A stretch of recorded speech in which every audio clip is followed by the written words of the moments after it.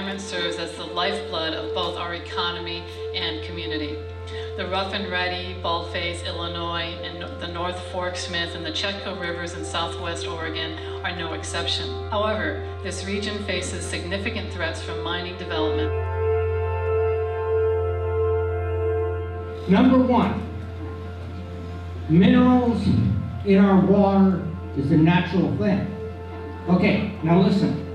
We have lead, we have mercury, we have copper, we have all these heavy metals in our ground. It's natural. It's going to be there. There's nothing we can do about it. Miners go in and we remove a lot of that mineral from your watershed. For the last 6 years, I've been privileged enough to live in places where we have had some amazing mining occur.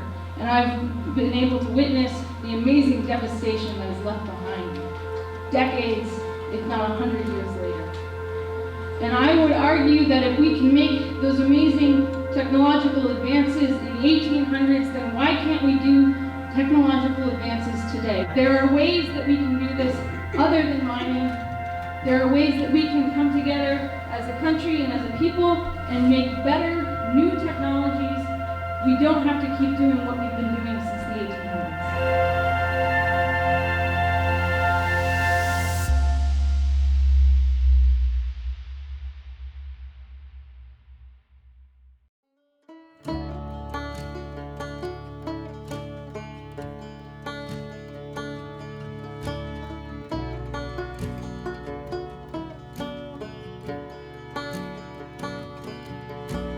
My name is Gregg Walter, and I have a small insurance business here in Cave Junction in the Illinois Valley, and I have a hobby of collecting early mapping of the region and also historical pieces of information that are of importance along with photographs. Whether it was mineral resources or timber or watersheds, I mean, this place was just very, very rich. And what happened here was really a travesty, and it was systematic, and it was also done by a lot of people that were very itinerant. People and money would come here, they would then dig up, or it cost money to get here, they would then take those resources and ship them back, you know, in the form of gold or whatever, to whatever community they had come from. And so this is, and much of this would drive a regional, generational impoverishment that we're still trying to climb out of today. You know, I can't think of a community that's been extensively mined that is prosperous and rich. And so, because of the fact that they altered their surrounding landscape to this one purpose that basically played out. That's what mines do, they play out. It's not a matter of if, it's a matter of when. And that's why many people don't subscribe to this anymore, primarily because it doesn't create any work for them. But also, it also, for the damage it creates, and also for the taxpayer cost. And this is why, you know, there's kind of a saying out there where they're privatizing the gain, or in other words, the gain that's made from that mine goes into private hands, a few people, and then from there they socialize the pain. And that means that the taxpayers have to pick up the tab of whatever damage that mine is either has created, will create, and has the potential to create in the future.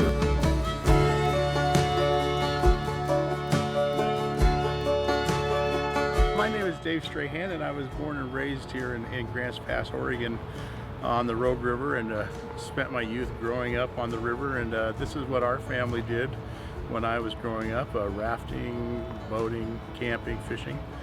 And I've been fortunate enough to make a career out of it. I've been in the outdoor recreation business as a salesman for the last, 40 years. And so I've had obviously decades of experience in learning firsthand the importance of the economics that surround our local rivers, not just the Rogue River, but of course the Illinois, the Chetco, the Hunter Creek, Pistol River.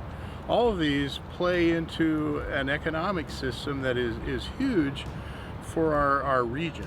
It's something that is sustainable. Again, like I said, I've been doing it now for 40 years. It's not boom and bust like some of the industries that were prevalent when I was growing up here in Josephine County. So it's very important to me, as well as those folks that I work with and service, that we preserve it and protect it as best we can.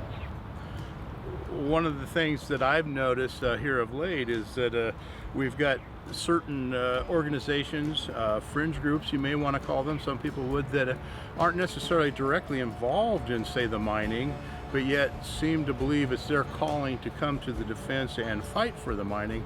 And there again, I don't think they are recognizing the harm that can be done downstream. They're looking at property rights, and they're looking at mining rights and such. Well, frankly, I believe I have a right as well to make a living and to utilize this resource in a sustainable way, as well as my customers.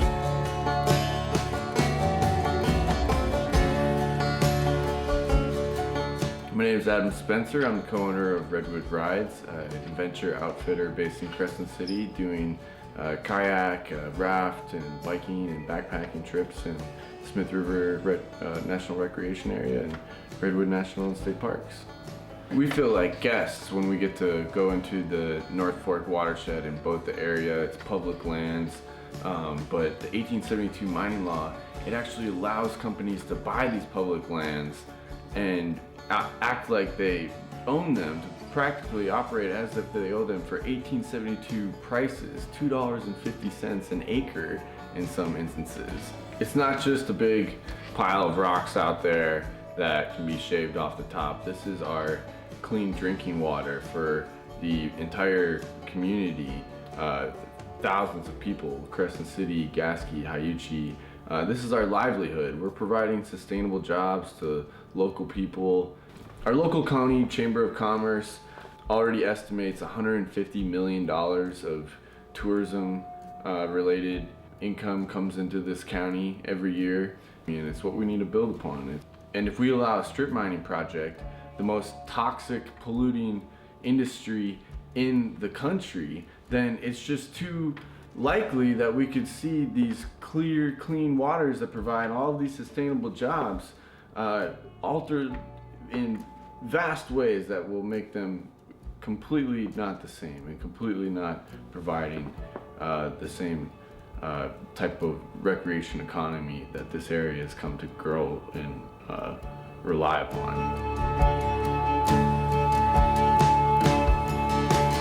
I'm Sunny Borden, and I was born and raised in Brookings, the Chetco watershed, and I now am the Smith River Steward with the Native Fish Society and have done work with the Smith River Alliance and the California Fish and Wildlife on the Smith River. One of the really special things I've encountered coming back here as an adult and as a biologist has been witnessing and being part of the immense community support that has been shown for the protection of these important places. We've had amazing turnout from locals, from business people to biologists to whitewater paddlers to fishing guides, and across the gamut people have shown up to public hearings to support these rivers that are under threat from this foreign company for nickel mining. And it's important to remember that we're all downstream, and it's not just about these impeccable ecosystems and the fish and wildlife and the forests and everything that relies on these headwaters remaining intact, but there's communities downstream that drink this water and rely on a healthy downriver ecosystem for their economies and for enjoyment and play and as connection to the earth. So this is an awful place to do a mountaintop removal strip mine for nickel. It's just absurd.